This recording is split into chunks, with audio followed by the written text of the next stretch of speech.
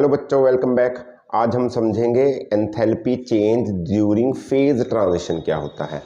Phase transition से आप लोग समझते होंगे, फेज ट्रांजिशन है कि जब किसी एक सब्सटेंस का फेज चेंज हो जाए, जैसे solid to liquid, liquid to gas, या गैस टू सॉलिड, या लिक्विड टू सॉलिड, या डायरेक्ट सॉलिड टू गैस, या डायरेक्ट गैस टू सॉलिड। ये होते हैं फेज ट्रांजिशन। फेजिस चेंज हो रहे हैं, स्टेट्स ऑफ मैटर चेंज हो रही है।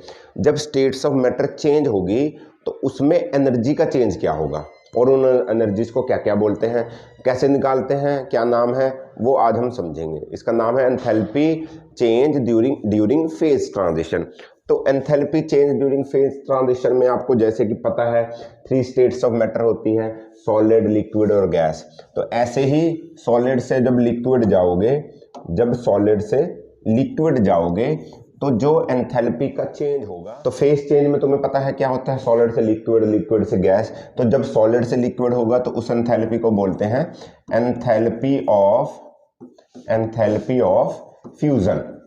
क्या होती है? Enthalpy of. 3 एंथैल्पीज पढ़ेंगे हम फेज चेंज में, एंथैल्पी ऑफ फ्यूजन। एक होती है enthalpy of vaporisation, enthalpy of vaporisation, and last one is enthalpy of sublimation.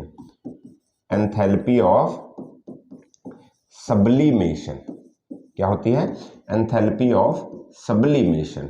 इन तीनों को डिनोट करते हैं अलग अलग। एंथैल्पी ऑफ फ्यूजन को लिखते हैं डेल्टा एच और उसके पैर में लिख देंगे फ्यूजन। सही है। ये होती है डेल्टा एच वेपराइजेशन, ये होती है डेल्टा एच सब्लिमेशन। ठीक है, ऐसे कर कर इनको डिनोट करते हैं और ये 3 हमने आज पढ़नी है जो कि फेज चेंज की है। तो चलिए पहली स्टार्ट करते हैं जिसका नाम है enthalpy of fusion. Enthalpy of fusion क्या होती है?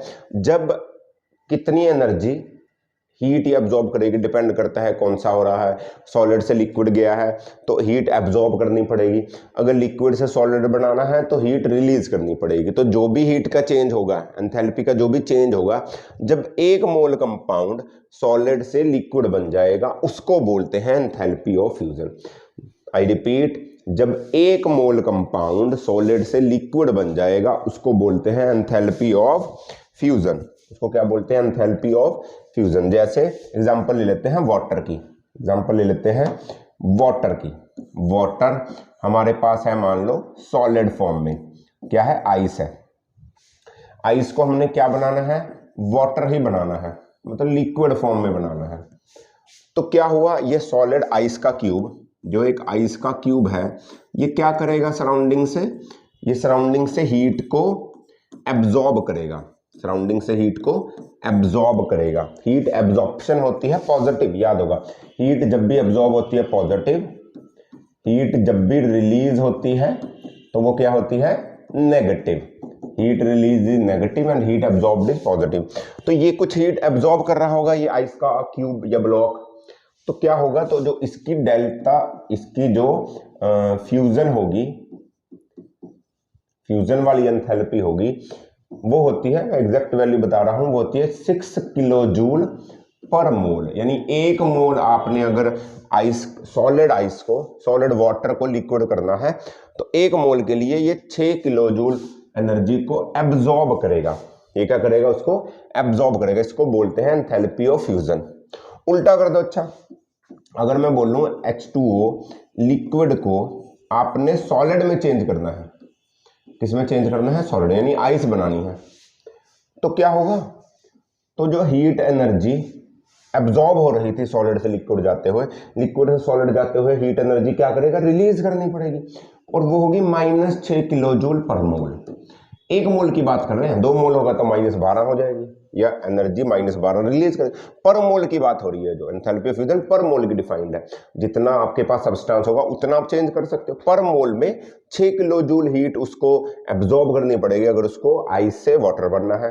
अगर उसको वाटर से दोबारा आइस बनना है तो उसको 6 किलो जूल हीट रिलीज करनी पड़ेगी। तो ये होती है एंथैल्पी ऑफ फ्यूजन। और इस एंथैल्पी, जब लिक्विड से सॉलिड बना है, देखो ये तो सॉलिड से लिक्विड बना है, जब लिक्विड से सॉलिड बनी, फेज चेंज तो अब भी हुआ, इसको बोलते हैं एंथैल्पी ऑफ फ्रीजिंग, या इसी को बोलते हैं एंथैल्पी ऑफ सॉलिडिफिकेशन। क्या बोलते हैं? एंथैल्पी ऑफ फ्रीजिंग या एंथैल्पी ऑफ सॉलिडिफिकेशन। किसकी बात कर रहे हैं? ये बात कर रहे हैं जब लिक्विड से सॉलिड बना है, तो ये फ्यूजन ही, एक फेस चेंज हुआ बट है फ्यूजन ही, बट इसका स्पेशल नाम है लिक्विड से सॉलिड जाने में। सॉलिड से लिक्विड जाने में को फ्यूजन बोलते हैं, जिसमें एनर्जी अब्जॉर्ब करनी पड़ेगी। लिक्विड से सॉलिड जाने में उसको बोलते हैं एंथैल्पी ऑफ फ्रीजिंग, या सॉलिडिफाई हो रहा है, लिक्विड से सॉलिड बनना है तो उसमें एनर्जी रिलीज करनी पड़ेगी।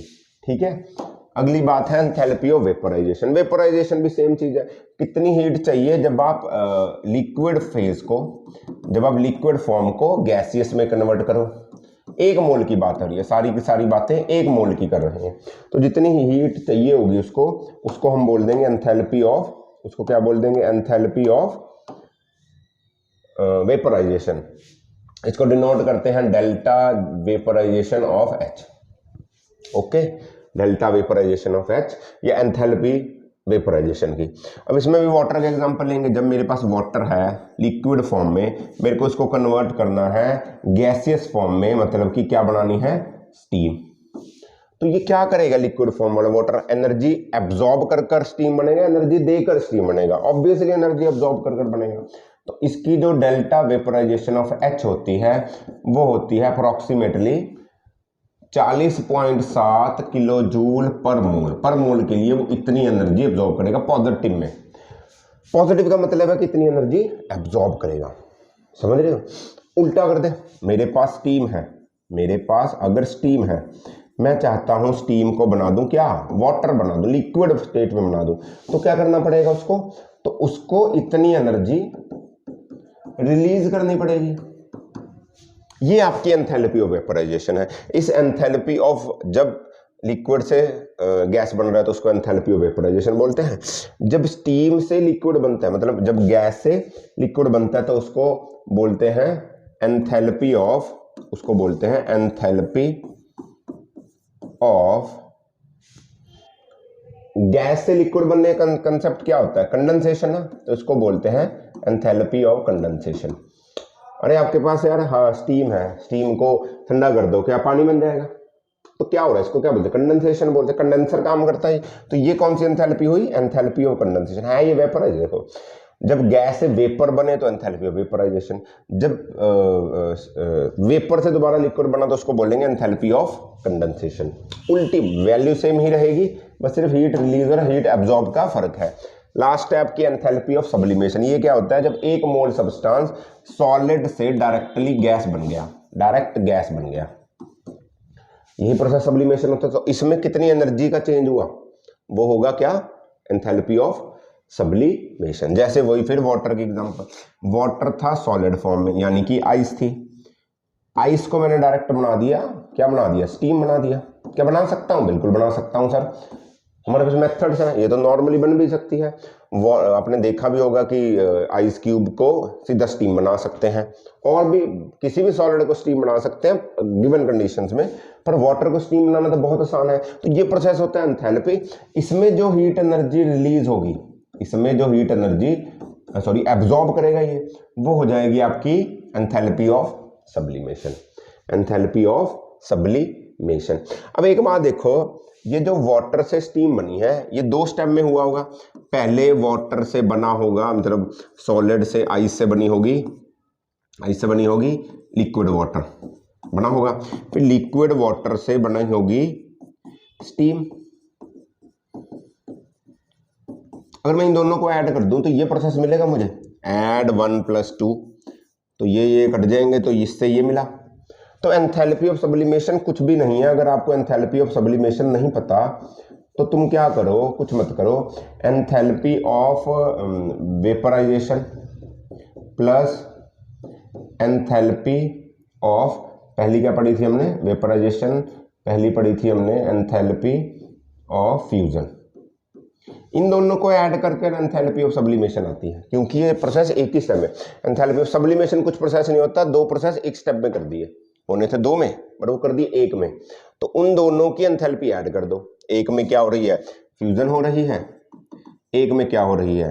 वेपराइजेशन हो रही है। दोनों की एनर्जी से ऐड कर दोगे तो आपको सब्लिमेशन की एनर्जी है, मतलब इकट्ठी इतनी एनर्जी दे दूंगा तो डायरेक्ट वो गैस सॉलिड से गैस बन जाएगी, इतनी एनर्जी दूंगा तो वो लिक्विड बनेगी, इतनी दूंगा तो लिक्विड से गैस बनेगी। मैं दोनों को ऐड करके इकट्ठी एनर्जी दे दी इसको, तो वो डायरेक्ट सॉलिड से गैस बन जाएगी। इसको बोलते हैं एंथैल्पी ऑफ सब्लिमेशन, या ये तीनों थी एंथैल्पीज ऑफ फेज चेंज। तो होपफुली समझ में आया होगा, बहुत ही आसान सा टॉपिक है। हम मिलते हैं अगले किसी टॉपिक के साथ, तब तक पढ़ते रहिए, एंजॉय करिए। ऑल द वेरी बेस्ट बच्चों, बाय बाय।